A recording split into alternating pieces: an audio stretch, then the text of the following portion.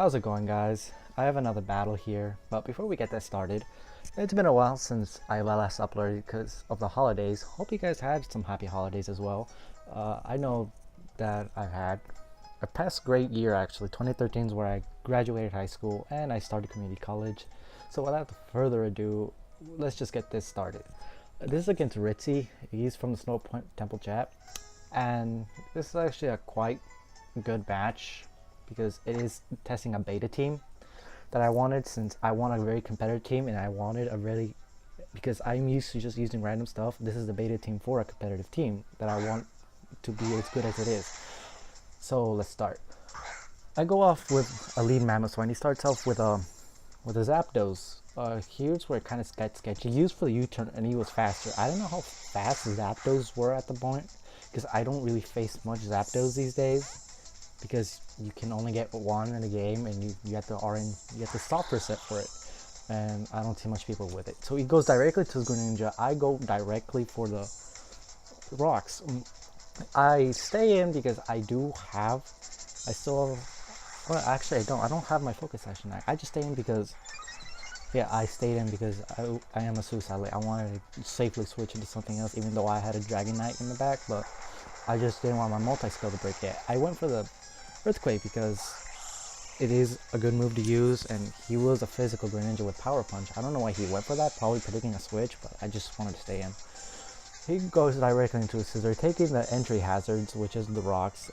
He directly Mega Evolves, which showcases his Mega, which is Scizor. I do stay in because I do want a safe switch in against this Scizor. I go for the Earthquake. That doesn't even bring it to half, which he just starts setting up. And knowing this is a bulky setup Scizor, he doesn't go for the Bullet Punch here. He could have gotten greedy and gone for another Swords Dance or Full Roost. I do get a crit, which actually pretty much mattered and decided the outcome of the game. So it could have just made this dragged a little bit longer, a little bit shorter actually. It made it a lot shorter.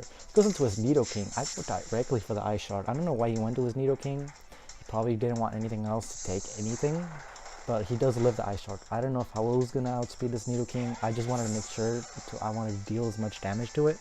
He goes for the Earth Power and does take me out. I go into Swampert because it's one of those, it's a poke that I know can take a hit. He goes for Sludge Bomb. I don't know if he didn't know that grounds resist poison, but he could have just gone for an Earth Power, which would have done more. I go for the Scald just to secure the KO. This Swampert is actually at this point, I didn't know if I liked it or not, because it is Brave Nature, max HP, max attack. But I gave it a set for defensive Swampert. I gave it Protect, Toxic, Scald, and what was the last one? I think it was, honestly, I don't remember the last move, but it had a set of a defensive Swampert. Actually, with this Hawlucha, I kind of decided what I wanted this Swampert to be, because it's subbing. So I kept on thinking, why was it subbing? I've never faced a Hawlucha before. I don't know why it was subbing. I just kept on scalding.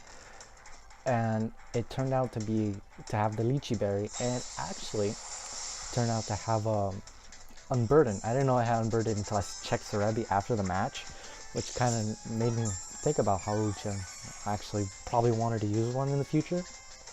So he just keeps on subbing down. I think at this point he does get it.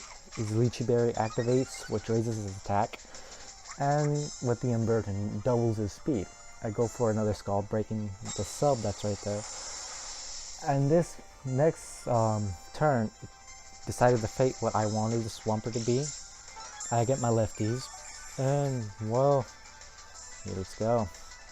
Hawlucha goes for the high jump kick. I thought it wasn't going to do much because I am max HP, but I'm like, what? Well, that almost killed.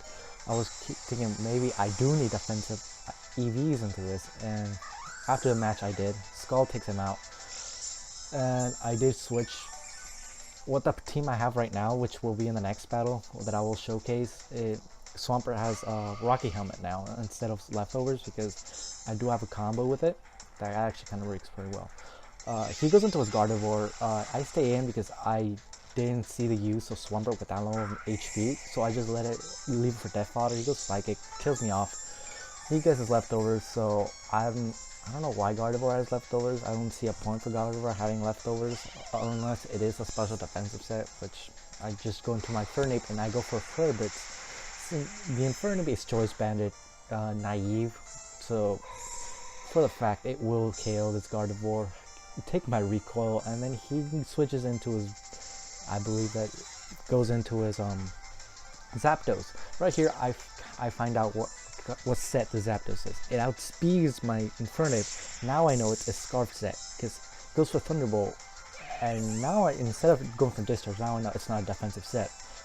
So I go into my Galvantula, and he goes for Thunderbolt. I am sashed. Well, actually, no, I'm not sashed. I'm actually Life Orb. I only had one sash at this time. I go for the Thunder.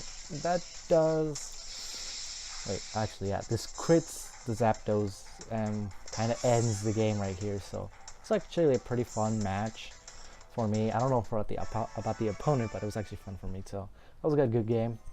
I figured out what I needed to take out on this team. So I will showcase in the next match. So comment, rate, sub for future content, and see you guys.